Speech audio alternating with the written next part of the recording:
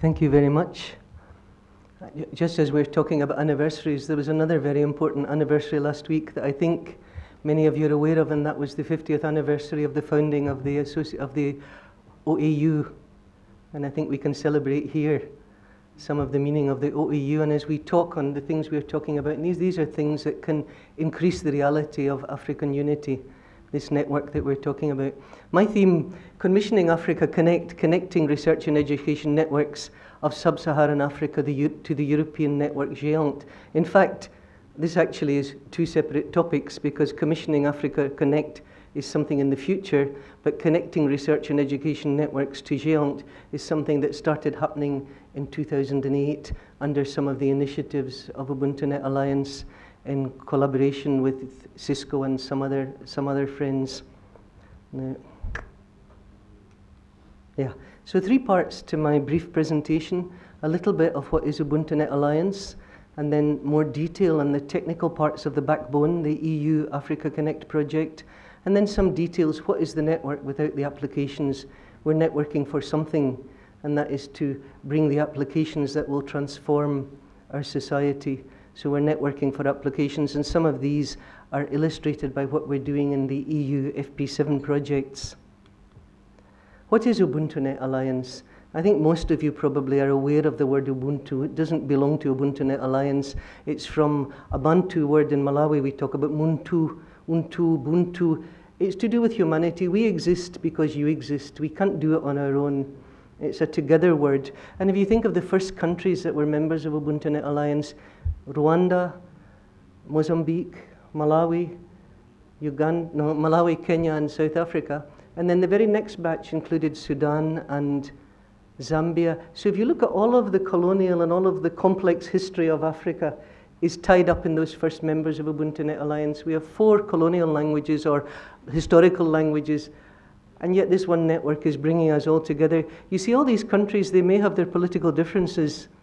At the moment, Sudan has been our founder member, but we haven't yet. We're negotiating with South Sudan, but they have other issues on the table, so they haven't yet become a full member of UbuntuNet Alliance. But we move forward as one extremely harmonious community. We work below the level of any trouble that may be going on between our countries, and work because we all have this passion both about research and about our students and about the future of our children and our grandchildren. Let the playing field be equal. Why should we pay $4,000 a meg when our friends are paying 20, 10, 5, 2?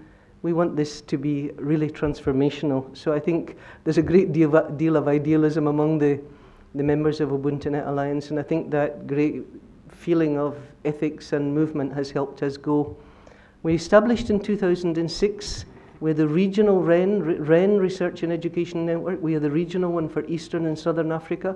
The Secretariat is in Malawi, but the staff is distributed between Malawi and Uganda. We work closely with the other African regional RENs, WAC-REN and ASREN, planning for peering and interconnection to build the Pan-African network. What is UbuntuNet Alliance? You can find out more about us. We have a website that needs some transformation, and I hope it will be transformed in the next 3 months. We also have an e-newsletter called Nuance, and I would absolutely love if most of you would express your willingness to receive Nuance once a month, just a one-pager, and you can follow the links. But it keeps you in touch with some of the issues that are going on, both in the applications and the development of the network, and then our annual reports and things like that. This map, when I first started UbuntuNet, we were registered in 2006, but we actually started probably at WISIS Tunis maybe in 2005. When this map, Africa, only had the north, the EU mid. I'm supposed to be able to point with, and I don't point to this one, I point to this one, don't I? Yes. Is there a little red? Ah, yeah. So the only links from Africa then was on the EU Med Connect there, and a single link from South Africa. The whole map was this sort of pale colour apart from North Africa.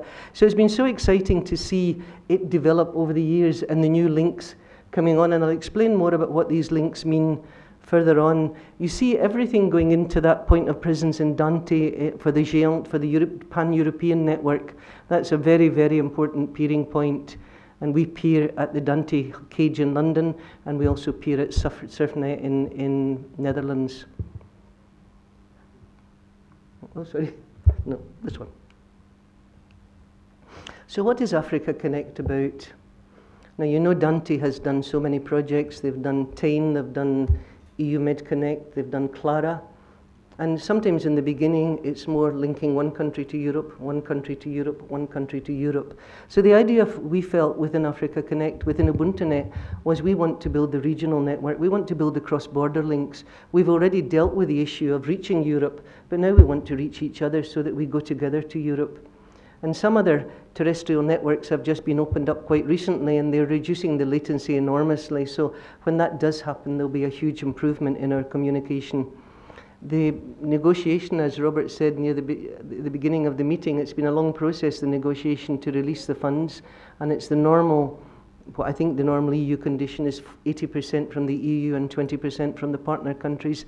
So each of our member countries has to contribute €280,000, which doesn't seem very much in some countries, but in some countries it actually is quite difficult. And yet countries like the DRC came up with it very quickly. Zambia has come up with it. Malawi has come up with about 3/4 of it. We managed to get it in the interim budget of Parliament within the Ministry of Education. It would have been 100%, except we're in a rapid devaluation situation. So when we started in November, 90 million kwacha was €280,000, but by May, 90 million kwacha is €180,000. So these are the things where you're in a volatile economy.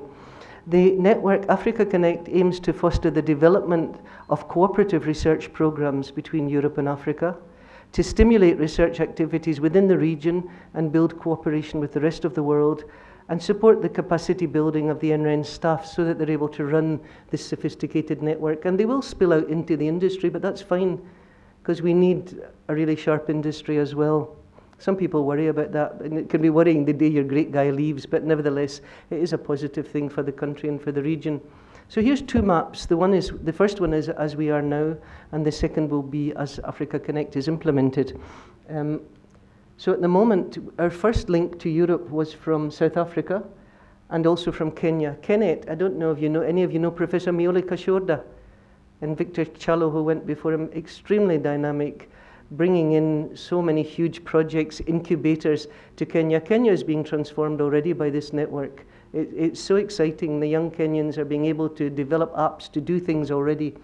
And then Tanzania is also directly connected, and Sudan and Mozambique is just getting connected. And Zambia was our first cross-border link. Zambia used partly the RCIP funding, I think, to interconnect, and Mozambique also, to get Zambia. They connect through South Africa, and then they piggyback with the TENET South Africa to Europe. So that's the situation at the moment. The next situation is as AfricaConnect comes on board, and then there's three, it's not called phases, it's called something else. On the next slide I'll see, I've got a point, this one? Yeah, so there's three blocks of interconnections really linked to the feasibility. The first one, the contracts are already awarded. Mtunzini, Maputo, Dar es Salaam, Nairobi, Kampala and Kigali. Block 2, Windhoek, Cape Town, Blantyre, Maputo, Kinshasa, Lusaka. The ITT invitation to tender has been released. They were already tendered before, but the prices that came in were just unrealistic. And since that tender, more capacity has come online, more cables have been laid. So that's retendering. And then the last one, Addis Ababa and Khartoum, more difficult. Khartoum is, there's some reasons why these destinations maybe will take a little bit longer. And this is how we are at the moment. Based on that first map you saw, these are our points of presence in Mtunzini, in the London hub, in the Dante Cage in London, and in SurfNet in the Netherlands. We work, as I mentioned yesterday, we work so closely with TENET South Africa and also with SANREN, which is working towards building the infrastructure for the square kilometre array. And I'll talk in a minute about a meeting we had where Colin Wright from Morocco was there. So this is the light path that is already in place for sending the data between the Hartwell and Jive observatories in South Africa to SurfNet in the Netherlands. So that's the kind of technical part. It should have been Dr. F.F. Tusubira, the CEO of UbuntuNet, who was presenting, and he is rather more technical than I am, so I'm sorry if I've left some very big holes in the thing. If there's questions, I'll try to answer them. So then the collaborative aspect, the network. In the beginning, you're so excited just for the connectivity, and the lecturers sometimes, they just see the connectivity, but very quickly you realize a network without applications has no meaning. So what are we networking for? So fostering collaboration among the scientists, and for us being participants in the some EU FP7 projects has been extremely important.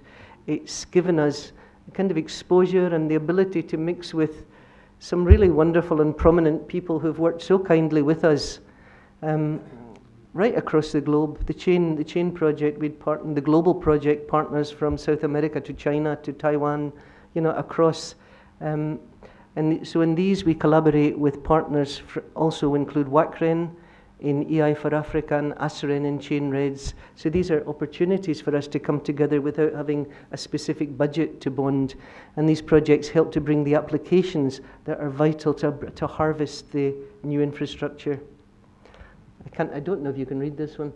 So just as I mentioned, the EI for Africa project, it's to do with e-infrastructure, technology development and innovation. You see the continuum. You have the infrastructure, you use it to develop the technology, and that should lead to innovation. That's the broad level goal that we hope will happen, and I think is already happening in some of the countries funded. And some of the outputs, I'll show you this slide of the Science Gateway. I think some of you are aware of this, the African Science Gateway. And we're also working very strongly at the moment on developing authorization and authentication certification authorities for our scientists to be able to use the infrastructure, working very closely with Professor Roberto Barbera. But the wonderful thing is he's working so closely with 5 or 6 of our NREN staff every day, and Bruce Becker, dozens of messages going backwards and forwards trying to get it sorted out as they work together with the idea that as they sort it out, Roberto can step back, and then the NRENs, Peter and Damas, they'll work with the other NRENs for this technology transfer. So it's quite exciting to just, even Roberto, he was in Malawi last week and just very impressed with the buzz and the enthusiasm among the young technical guys. So last Thursday, we had a wonderful workshop in Malawi, one of our deliverables under EI for Africa project, and we had to select the theme. And because the level of understanding of the applications in Malawi is still quite basic, we called it On to E-Science, the next step for our researchers who've planted beans and groundnuts in, you know, so many different patterns. The next step onto e-science, new ways of doing science. And we've planned 3 more workshops, Rwanda, Nigeria, and Tanzania over the next few months. And there are some mobility grants over the next 2 years. This is the workshop last week. And if you look, you'll see the figure of Roberto. Where is he? You can see, I think you know him. He takes up quite a bit of the photo. A very, very, very animated, lively person. Some of you may also know the silver hair of Bjorn Persson, peeping out there from KTH University, who's done a lot in PhD scholarships and things around the region, developing the capacity. And then this is our Minister of Information, Mr. Honourable Kunkuyo, who opened the meeting. And we have a mixture of IT professionals, librarians, and technical and policy and research. So it was a nice mixture for the people to understand. We had some terrific people from eHealth. Professor Lars Gustafsson from Karolinska is the other shining silver hair there. So that was really quite special for Malawi, and the response from everybody has been absolutely euphoric. We had 14 countries there, and all the people working on the identity federations from the other countries, we managed also that they could use the mobility grants. So these are some of the outputs of these FP7 projects. One, the Arabia ROC, based at Jordan. I think some of you are very familiar with this. The North African partners are very familiar. Another one is the African Science Gateway, where the applications, some of the need for middleware has been done away with, and it's made much easier to log on and use the infrastructure. So there are many, many different applications at that site. You can write it down and test the different applications. We just selected one.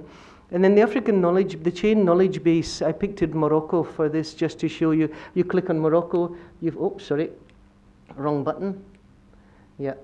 So there's the regional network, REN and EU MedConnect2, the national network, the National Grid Initiative Certification Authority, not yet done their Identity Federation, Regional Operations Centre, and some of their grid initiatives.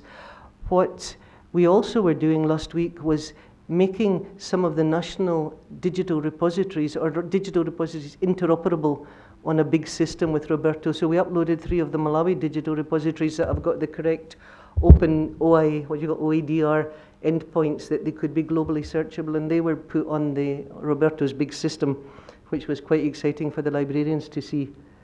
So after the EU projects are over, what happens. I think sometimes there's been a problem with some of the grid projects and so on. It's very exciting when the project, even the global, this morning we were struggling with Skype, the global EU FP7 project, we were experimenting with different means of doing video conferencing over broadband links and with different gateways for different interoperabilities. It was hugely exciting. It was going well. The project was over. So, you know, now still in University of Malawi, they're using the Isabel system for some of their video conferencing, and I think in South America and Clara they're also using it, but we lost some momentum there. So it's a challenge being addressed. We're working closely with scientists, and if you go to the UbuntuNet website, on the front page you'll find the video on AfricaConnect which talks about the non-typhoidal salmonella genomics research we're going with Malawi College of Medicine and the Sanger Institute. We're also working closely with the National Science, NSF and NSRC on the Lake Victoria Climate Research Project, and they're looking at grid applications in the region too, a major project on different implementation of climate change around Lake Victoria. We also work a lot on capacity building for the engineers, training workshops, secondments, twinning arrangements, quite an intensive program of that, and we're supported by the NSRC Network Startup Resource Centre, the Internet Society, INASP and other partners. We also hold an annual conference, and this is the 6th or the 7th one that's coming up. The next one is in Kigali. There's a call for papers on the website, and we'd be absolutely delighted to receive any abstracts from anyone here. They're peer-reviewed, and they go on the proceedings, which is on the website and will shortly be being uploaded in the global digital repository system.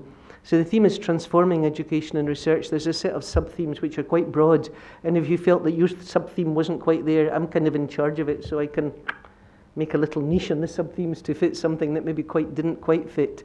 But we discuss with other people, and then the papers are peer-reviewed by a set of well-known experts, and then they're accepted.